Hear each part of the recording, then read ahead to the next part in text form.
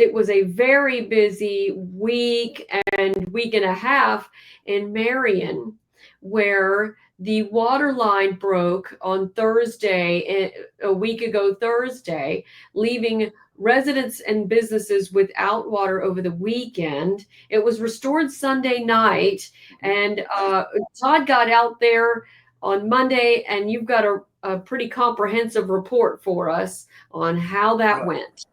Yeah, actually, like you said, it was a pump went bad, and the way the water systems work is pumps pump from the wells, then pump from the treatment plant, the water into the tanks, and so they don't run all the time. And then the tanks create the pressure that fills the system. Unfortunately, a pump went bad because the system's so full of leaks that it went bad. Well, when the pump went bad, they couldn't fill the tank. Water was not available to the city. So there were water giveaways all over town. That one right there is at Piggly Wiggly. There's a truck loaded with water that brought from outside Marion into the city for folks that needed water. The pump was that had gone bad was replaced. They took it apart in pieces in the pump house, pulled it out of the ground. That's the pump house there. They lifted it, carried it out by a machine, trucks with a crane, and then they put the new pump in. There's the pieces of the old one being carted off. They put a new pump in through the roof of the pump house, and Mayor Dexter Hinton actually went live on Facebook with the video of this happening.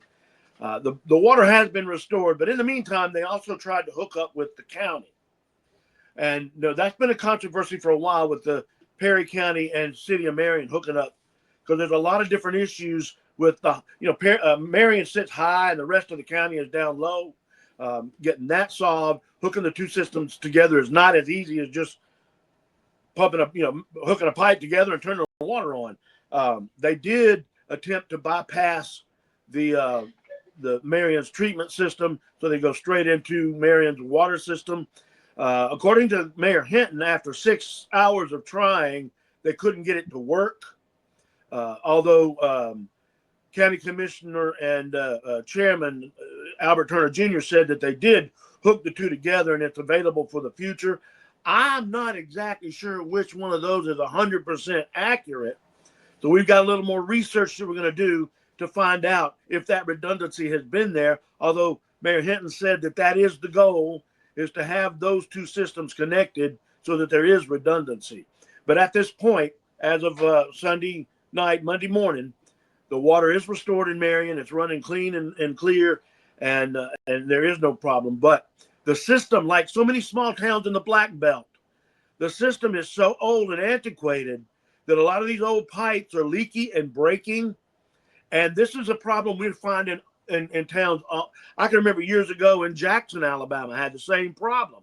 Marion's having this problem. It's going to take a long time and a lot of money and effort to restore these pipes and to completely renovate the system so that this doesn't happen. But until then, it is quite possible that there could be more of these type situations where the water leaks, pipes break, and there is outages. So that's something just to be aware of. But putting that redundancy in place is going to be important to help cut down on any interruptions in the service. Yeah, we've been reporting about the efforts to redo the water line. Yeah. And we do have some stories out there about the efforts to redo and renovate. And the mayor did say it may not work. This may not last because the issues are so old, and that the renovation of the system is probably the only way to ensure that it won't happen again. And they're doing that. It's just going to take a lot of time and a lot of money, because another thing too, you got to remember is when you're applying for, because most of this is being done by government grants. And when you're applying for these grants, that we well know at Black Belt News Network, it takes time to get those grants. And when you're dealing with federal government grants, there's even extended amounts of time and paperwork and red tape. So when you apply today, it could be a year or two before the money is available. And then you got to go through the process of bidding out the job and getting the part. And another problem that they were having is right now there's still a little bit of supply chain problems. So a lot of businesses and entities that are dealing with these government grants and trying to get construction work done are having problems getting materials. And so that's another issue that will help to slow down the progress of any of these water systems that are seeing any problems that they need to fix.